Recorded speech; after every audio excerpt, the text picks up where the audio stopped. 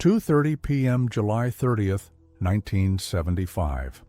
A man stands alone in the parking lot of a suburban restaurant outside Detroit, checking his watch.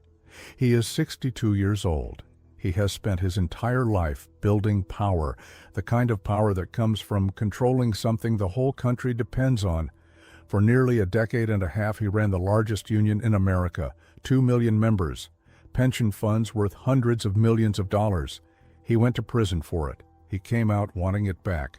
Today, he is supposed to be making peace.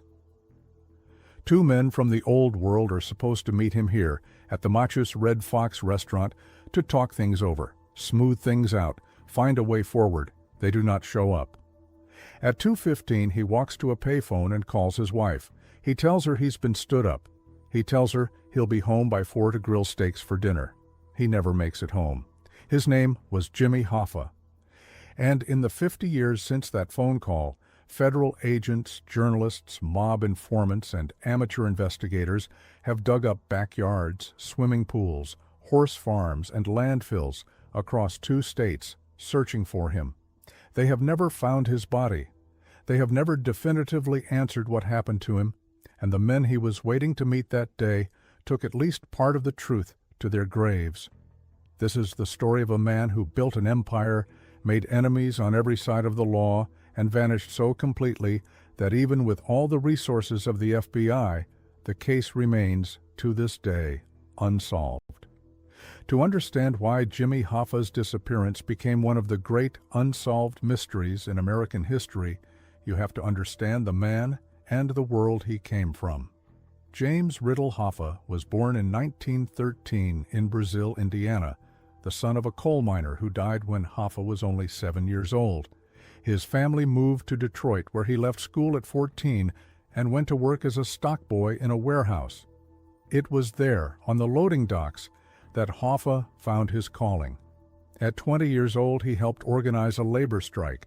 He had a gift for it, the ability to rally angry, exhausted workers and turn them into something organized, something powerful. The Teamsters Union noticed him. He rose through the ranks quickly, and by 1957 he was president of the International Brotherhood of Teamsters, the largest labor union in the United States, with over 2 million members. Under Hoffa, the Teamsters became something close to an empire. He negotiated the first national freight agreement in the union's history in 1964, unifying labor contracts across the entire country. He built the union's pension fund into one of the largest pools of capital in America. And that is where the story turns dark. To build and protect that power, Hoffa did not just deal with politicians and corporations. He dealt with the mob.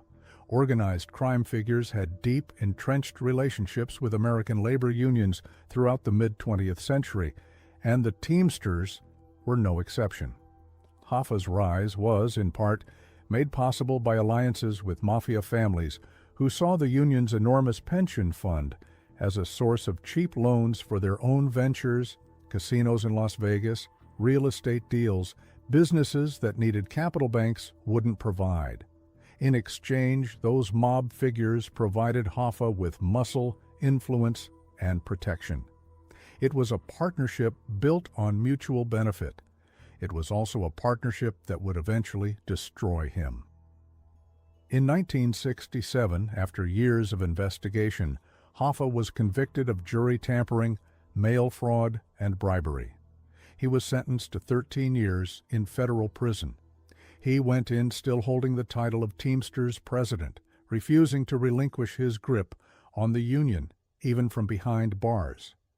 In 1971, President Richard Nixon commuted his sentence. Hoffa walked free after serving less than 5 years, but the pardon came with a condition. He was barred from participating in any union activities until 1980. This single condition would set the final act of his life in motion. While Hoffa had been in prison, his hand-picked successor, a man named Frank Fitzsimmons, had taken control of the Teamsters. And Fitzsimmons, unlike Hoffa, was happy to let the Mafia's influence over the union's pension fund continue unchecked, without pushing back, without demanding the kind of control Hoffa always had. The mob, it turned out, preferred it that way. When Hoffa was released, he had every intention of fighting his ban in court and reclaiming the presidency he had built. He began quietly rebuilding his base of support, traveling, meeting with old allies, making it clear he intended to come back. This made him a problem. 2 weeks before Hoffa vanished, federal investigators uncovered something significant. Hundreds of millions of dollars had gone missing from the Teamsters' largest pension fund. The men suspected of involvement were two Mafia figures with deep ties to organized crime in Detroit and New Jersey. Anthony Giacalone, a Detroit mob enforcer known as Tony Jack, and Anthony Provenzano, a New Jersey Teamsters official and former Mafia soldier known as Tony Pro. These were the same two men Hoffa was scheduled to meet on July 30th, 1975. The meeting, by most accounts, had been arranged to try to repair a fractured relationship between Hoffa and Provenzano, a relationship that had soured badly during their overlapping time in prison years earlier. Hoffa wanted his union back. The men controlling its finances from the shadows did not want him to have it. He arrived at the Machus Red Fox at 2 p.m. He waited. Neither man showed. What we know for certain about what happened next is limited, but every detail that has survived points toward the same conclusion. Witnesses reported seeing Hoffa near a maroon Mercury Marquise sometime after his phone call to his wife. The car reportedly belonged to Charles O'Brien, a man Hoffa had treated almost like a foster son for decades, a close family friend who also had ties to the same Mafia network closing in around him. When the FBI obtained a search warrant for that vehicle in August 1975, they found something significant inside, a fingerprint on a 7-Up bottle under the front seat. The fingerprint belonged to Charles O'Brien. Hoffa was never seen again. In the months that followed, the FBI and Detroit police tore apart property after property, searching for him. A horse farm near Milford, Michigan, a garage in Roseville, an empty lot in Oakland Township. Each search came up empty. He was declared legally dead in 1982, 7 years after his disappearance, with no body, no crime scene, and no conviction. For decades, the case sat cold, a folder full of theories with no definitive answer. But theories, in the absence of facts, have a way of multiplying. One persistent rumor held that Hoffa's body was dismembered, packed into an oil drum, shipped to New Jersey, and buried beneath the end zone of Giant Stadium during its construction. The theory became so widely repeated, it functioned almost as established fact in popular culture. When the stadium was finally demolished in 2010, investigators confirmed what many had suspected. There was nothing there. The legend had outlived its own evidence. Other tips pointed to a Detroit trash incinerator in the suburb of Hamtramck, allegedly owned by men with known organized crime ties, a facility some investigators believed had been used to dispose of bodies before. That incinerator burned down only weeks after Hoffa vanished. Whether that was coincidence or cover-up has never been determined. Then, in 2004, the case took its most dramatic turn yet. A man named Frank Sheeran, a mob associate and former Teamsters official dying of cancer, told author Charles Brandt a detailed confession for a book titled, "I Heard You Paint Houses," a phrase allegedly used within organized crime circles to describe a willingness to kill. Sheeran claimed he had personally shot and killed Jimmy Hoffa inside a house in Detroit on the day he disappeared. His confession became the basis for the 2019 film The Irishman. It was detailed, it was specific, and to this day, many investigators who have spent careers on this case remain unconvinced it tells the whole truth. Some scholars who have studied the case for decades have publicly called Sheeran's account unreliable, noting inconsistencies in his story and questioning whether he was even physically capable of the specific actions he described. The truth is that Frank Sheeran was far from the only man to claim, on his deathbed or otherwise, that he knew exactly what happened to Jimmy Hoffa. In 2012, a Detroit man on his deathbed told investigators he had witnessed someone burying a body under a residential driveway in Roseville, Michigan, back in 1975. Investigators tore up the driveway. Nothing was found. In 2021, decades-old tips resurfaced once again, this time pointing toward a landfill site in Jersey City, New Jersey.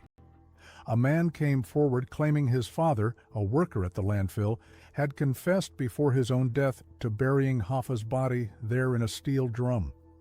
The lead was significant enough that FBI agents from both the Newark and Detroit field offices conducted ground surveys of the site.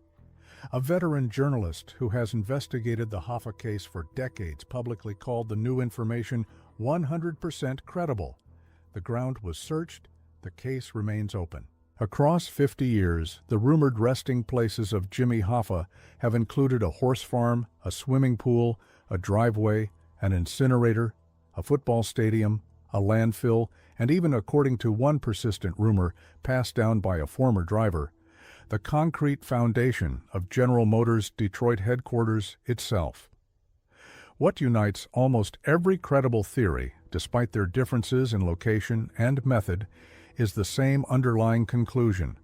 Hoffa was killed, almost certainly by men connected to organized crime, specifically men with a direct financial interest in preventing his return to power over a pension fund worth hundreds of millions of dollars. The why has never seriously been in dispute among investigators. The who has narrowed considerably over the decades, even without a conviction. It is the where, the simple physical question of where his remains actually are, that has defeated the most sophisticated investigative resources in the country for half a century. A veteran reporter who spent his career covering organized crime in Detroit put it simply: if you really look at it in terms of a professional hit, the Mafia had more than enough capability to make sure a body was never found if that was what they wanted. That is, perhaps, the most unsettling truth at the center of this entire case. Jimmy Hoffa was not an anonymous victim who vanished into circumstance. He was deliberately, professionally erased by people who understood exactly how to make a body disappear and never be found, and who had every motive in the world to do so. Today, the FBI's case file on Jimmy Hoffa remains technically open. Every few years, a new tip surfaces, a new deathbed confession. A new field gets dug up by agents with cadaver dogs and ground-penetrating radar. Each time, hope flickers that this will finally be the one that ends it. Each time, so far, it hasn't. Jimmy Hoffa built one of the most powerful labor organizations in American history. He went to prison for it. He fought to reclaim it.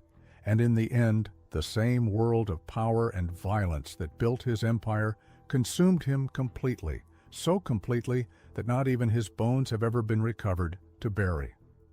He told his wife he'd be home by 4 to grill steaks. 50 years later, he still hasn't come home. That is the disappearance of Jimmy Hoffa. If you want to go deeper on the mysteries and unanswered questions history has left behind, subscribe to Horizon Archives. We'll see you next time.